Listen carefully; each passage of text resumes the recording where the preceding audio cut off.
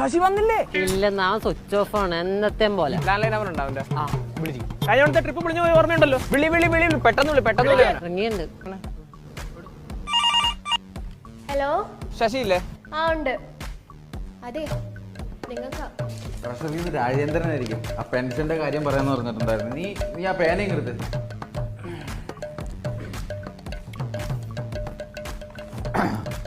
പറയൂ. എടാ മാങ്ങാണ്ടി മോറ.